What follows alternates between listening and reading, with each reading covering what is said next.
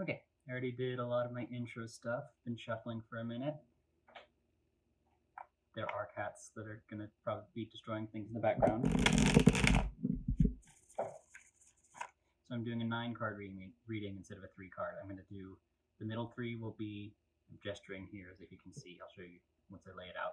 It'll be a full past, present, future spread with, overt or definite physical in the middle, overlying more ethereal in the upper 3, and then more mental in the bottom 3.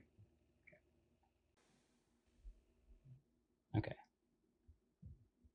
So overlying past, present, future, it's High Priestess, the Moon, and the inverted Ten of Wands. And then for the main part, we've got inverted Five of Pentacles in the past, then King of Swords in the present, and inverted Six of Cups in the future. And underlying, we've got Seven of Wands in the past, Devil in the present, and Eight of Swords in the future. So I'm going to do what I usually do. I'm going to sort of intuitively interpret first, and then I've got my book here as well to double check myself sort of afterwards and see if I missed anything. So I'm going to do them sort of in order as I have them. So overlying 3, main 3, underlying 3. So overlying circumstances, the more ethereal-y stuff. In the past, we do have the High Priestess, and the present, it's the Moon, and the future, it's the inverted Ten of Wands, just to review. So obviously I'm not going to spend too much time on the past because you've done it, but High Priestess is, not a bad thing, obviously, in this case. I mean, you've already been there once, you've done this, you did a really important job there, and you did a good job of it, to the point that they wanted you back. So let's stick with that for now, and then I'll check the definition. Current Moon, we've got a lot of, I should show you the cards. This is what the High Priestess looks like in this deck.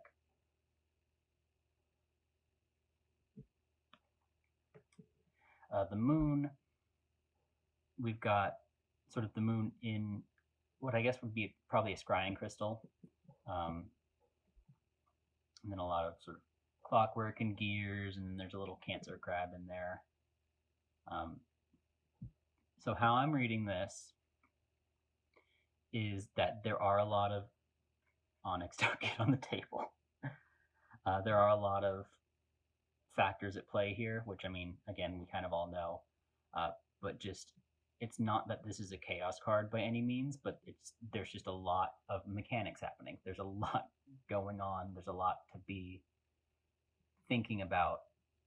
And so I think it's probably potential to overthink the situation, but your intuition's going to be, probably the right thing to go with. And you've already agreed, which means you don't think it's a terrible idea. So I think your intuition says it's fine. So we'll go with that for now. And then, okay. So inverted Ten of Wands, overlying circumstances in the future. So normally not the happiest card anyway. It is inverted, so I mean, it's a card that's a lot about a lot of hard work. We've got our fire suit. I think this is sort of one of those things may not be fun and may not be good, but you're fully capable of it. It might be harder than usual. I think that's probably what the inverted means in this particular sense. It's harder than it necessarily would be if the rest of the circumstances, like the stuff that the Moon is talking about, weren't how they are, but they are.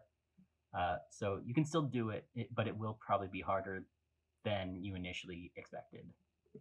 So the High Priestess moves between two pillars symbolizing duality. The crescent moon behind her and glittering stars that adorn her head show the ability to access higher knowledge in esoteric matters. Her face is masked, representing mystery and secrets. Yeah, etc., etc. I mean, I think that has a lot to do probably with your duality between Florida and Alaska, and having good and important experiences and things and people in both places. Um, Draped in a transparent veil, she appears to be in a trance-like state, engaged in the cosmic dance, pays no heed to our presence nor our opinions. It's the past. I'm going to kind of move past that part because it is what it is. Appears to defy natural laws as she floats above the water, which represents the subconscious in the world of the psyche. Yeah, okay. So I think we're essentially on the right track with it just being what you did before was the right thing, and you did a good job. I think that's still the core of what this card is saying right now. So, present, overlying circumstances. The moon dimly lights the scene below. Dogs howl at the moon, and a crayfish. Oh, it's not a crab, it's a crayfish? Oh, whatever. Crayfish rises from the water, representing the subconscious world. There's a sense of mystery to the entire scene. The moon has long been recognized for the effects it has on all life forms. Its gravitational pull on the earth controls the tides. Fish spawn at the time of the full moon, and our bodies contain a large proportion of water. Again, it's a lot about just the overlying cosmic circumstances. It's a strong pull in what's happening right now. I was saying there's a lot of moving parts, and there are. That might have just been a little bit more my read, though, but it's what's going on now is not wrong. There's this sort of, we've got our mystical influence going on, and that's what's put you in the situation where you are. So that's not necessarily going to be like the happiest time, but it's for a reason, tropey, but everything happens for a reason. I think, the type of work that you do and are attracted to doing and that you do well is, I think, part of what's in the equation here. And I think that's, saying a little bit like, you've got your own choice, but we're definitely nudging you to take this opportunity kind of thing. So you may feel in the future, you may feel weary and overwhelmed with responsibilities or feel overburdened under pressure and strain. However, there are easier ways to handle the load if you can take a step back.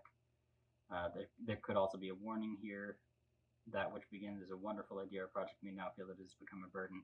So keep in mind, this is the upright reading, and it's inverted. So I think it's kind of like what I'm reading the inverted part as. It's like, it will definitely be hard. It will be a burden, but you are fully capable of it. It's not, things like you've got these sort of stags in the background.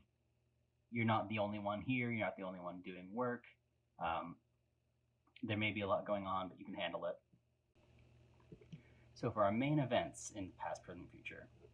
Past, we have inverted Five of Pentacles right here. Excuse me. So this feels a lot like a duty card to me. We've obviously got this sort of churchy stained glass window thing going on. The man is like, kind of doing a service to the woman and her child. So that's very much how it feels to me, and I think that's just, you did your job and you did it well again. More blatantly. I mean, again, because the top three are the overlying circumstances, I think it's kind of like, spiritually and mentally you did what you were supposed to do in that case, and then in sort of the main events, just like, when you had to go to the office, you did it and you did your job, that kind of thing. So the more physical plane type, you did what you're supposed to. Okay, present, King of Swords. For being in a tough spot, present main events King of Swords is not bad, and it's not inverted or anything, so I think you're fine. So again, swords are the air suit, it's all thoughts and things, so I think that could have something to do with your overthinking it. King of Swords being a really, obviously, dominant male, sort of critical figure in thought. So I think, devil's advocate to a certain extent. We've got the sort of floating chair, the floating throne up above everything else. Again, we've got planetary stuff in the background, and we don't have a bunch of the other cards. We had water so far, and they were talking about water as the subconscious. You don't have that here, and they weren't cups cards; they were major arcana.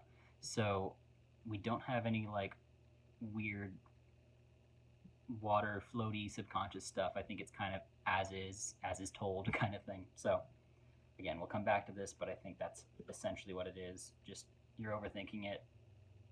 You're being guided to a certain extent. You don't necessarily need to follow the path you're being guided on, but again, kind of linking it back to the moon and the fact that these are one under the other, I think this is related, obviously, to this in that, all the crazy circumstances that may be, you've got this sort of critical thinking piece underneath it, so you're not just at the mercy of whatever ethereal, spiritually stuff might happen. It's also like you, the real person, have a say in this. And then inverted Six of Cups in the future of the sort of main events piece. So that's not as good. It's not necessarily bad. It's not necessarily as bad as, some cards. Obviously, it's not the Tower. But, so it's got all this fortune, prosperity, flowers, all that stuff. But one thing about it being inverted is that the cat kind of becomes the main focus because it's in, top left. We're reading right to left, top to bottom. So the cat's kind of like the first thing you see, so it's a little more ominous, as opposed to potentially helpful like it could be when the card was right side up. And you do have the sort of, like kids playing, there's a bunny in there, it's not a bad card. But I think it's kind of potentially even you are meant to be the cat, kind of like, again, similar.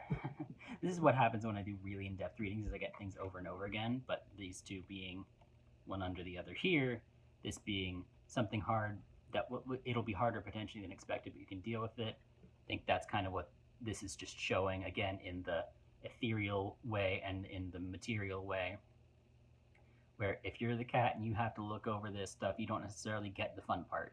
It won't necessarily be a great time for you, but you'll do an important job, and it'll be worth you being there. So starting back at inverted Five of Pentacles. Okay, so this is saying that they are a couple. But I was thinking it was a guy who was doing something for her, but they are a couple. Stand before stained glass window showing Five Pentacles. Woman holds her child close to provide warmth. Behind them is a church window where they could seek shelter, but they appear to be preoccupied by their fate. Okay. A church where they could seek shelter, but they appear so preoccupied by their fate that they do not see it. So I see it. I think that might be the part of the inverted here, is that it's like they're not as blind to the shelter, and again, in the part that you did in protecting people and helping people along in the work that you did before, I think that's a lot of what that has to say. King of Swords. His throne sits in his element of air. His sword is prominently displayed, and he appears to be deep in thought. The King of Swords has a cool, detached air, which makes him rather difficult to fathom. In a case of still water runs deep, which can make him intriguing. Usually he is strong with an easy air of authority and a just nature. He's a rational man with analytical thinking who prefers logic to emotion, likes clear-set rules. I think, again, we're kind of on the right track with you may be overthinking it. It's not necessarily a bad thing, but like you've already made a decision, and I think this is kind of saying you made the right decision. Like you thought about it, and you know what you're in for. It's not going to go terribly. I mean, again, it's not necessarily going to go great, but it might. I think it's the right thing to do, probably. The Six of Cups, it's in the future. It says the Six of Cups indicates something or someone from the past coming back. This can be an old friend making an entrance, or the revival of an old relationship, or an old job. It may also represent situations from the past resurfacing, being brought back to you. In this instance, it would be something that affected you emotionally, perhaps something you feel passionate about. It's not strictly limited to your love life, yeah. And whatever it is, its blast for the past will make its entrance now. So traditionally, this card also indicates nostalgia, being stuck in the past and not moving forward, but would need to be badly aspected and supported by surrounding cards. Uh, yeah, I think this is kind of potentially the messing up of nostalgia. I think that's the inverted piece here. It's not necessarily happy, fun nostalgia, but it may be, I think that's what it is. Okay. Underlying circumstances, a little more personal, a little more mental for you. In the past, we have the Seven of Wands.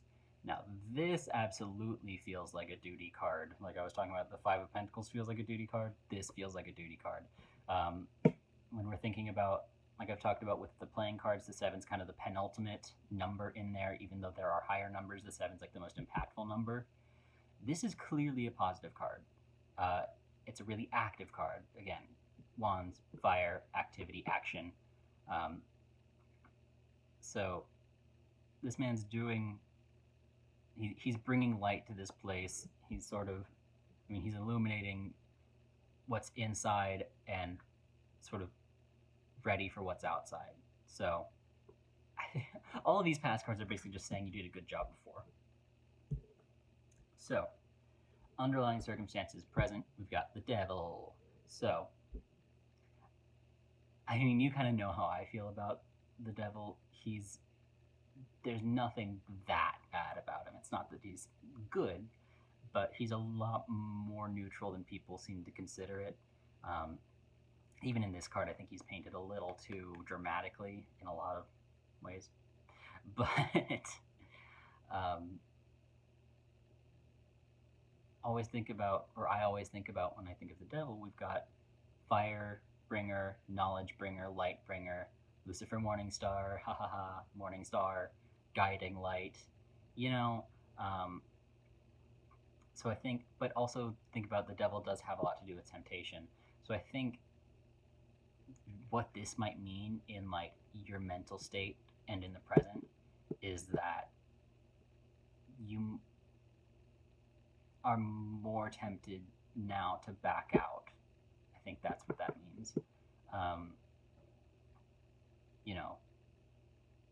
In all of these other present cards, there's a lot of confidence, and I think this is the sort of representation of that unconfidence and potentially deception, and I think probably a warping of what you might think and what you might remember and why you might think it's bad. I think this is the dramatization of that, and that warping, and that, instead of tempting you to do something bad, it's tempting you to leave something good. So I think that's what this is. And again, kind of overthinking things a little bit. And then 8 of Swords in your present, underlying more mental. So it's a very pretty card. It's not a happy card, but it's not a sad card. It's not a violent card. It's a little melancholic. She's chained, obviously. She's literally trapped by a bunch of swords. I think this is more your fear of what could happen. Even so, put it this way, even if you were kind of trapped there, which I think is kind of a dramatic way to put it, but I think even if you were at dusk, honey, I love you, I'm trying to do a thing. Okay. I think this has to do a lot with your fear of the unknown here, and the fear that you will be trapped. But what I was saying was, even if you are trapped, that doesn't mean it'll stop you from doing good.